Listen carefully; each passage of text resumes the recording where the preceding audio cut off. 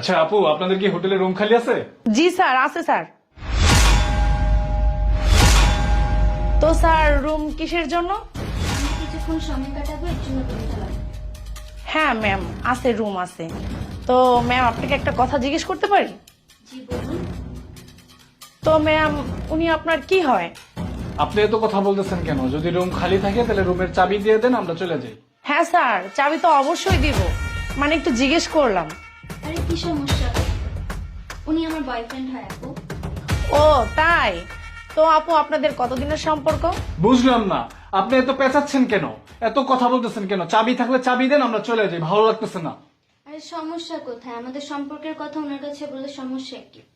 আপু আমরা আপনাদের হোটেল ছাড়াও আরো অনেক হোটেলে গেছি, আর আমরা খুব শীঘ্রই বিয়ে করতেছি কয়েকদিনের মধ্যে। বাহ, আপনারা আরো হোটেলে গেছেন? তো এই 2 বছর তো মনে হয় অনেক অনেক হোটেলে যে আপনারা সময় কাটাইছেন, তো আপনারা বিয়েও করতেছেন, ভালো কথা, আপনাদের দুজনকে খুব ভালো মানাইছে। তো নেন, চাবিটা নেন, আর আপনারা 4 তলার 126 নম্বর রুমে যাবেন। এই রাকিব, এদিকে আস। এই ম্যাডামদেরকে 126 নম্বর রুমটা দেখাসো, 4 তলায়। থ্যাংক ইউ আপু, আমাদের বিয়েতে আপনাকে দাওয়াত দেবো ইনশাআল্লাহ। চলো না, আর কথা কথা বলবো। এই যে স্যার আপনাদের 126 নম্বর রুম, আর আপনাদের যা লাগবে আমাকে বললেন, এই যে চাবিটা। ঠিক আছে, থ্যাংক ইউ ভাইয়া।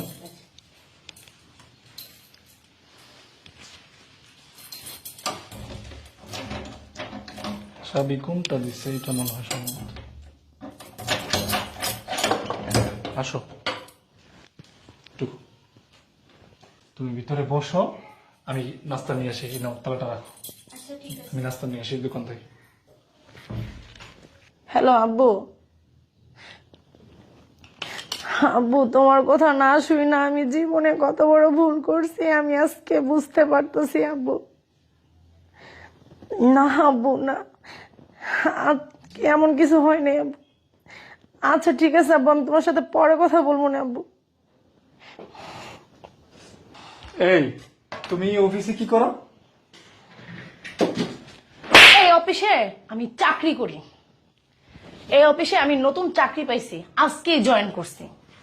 আজকে যদি জয়েন না করতাম, তোর মতো বেইমানের চেহারাটা আমি দেখতে পারতাম না। তুই যে কি বেইমান আর কি স্বার্থপর সেটা আমি বুঝতে পারতাম না যদি আজকে জয়েন না করতাম এই অফিসে। তো কেন আসলি তোর এত সুন্দর গার্লফ্রেন্ড থুয়া? এই অফিসে চাকরি নেওয়া লাগবে তোমার? কি হয়েছে?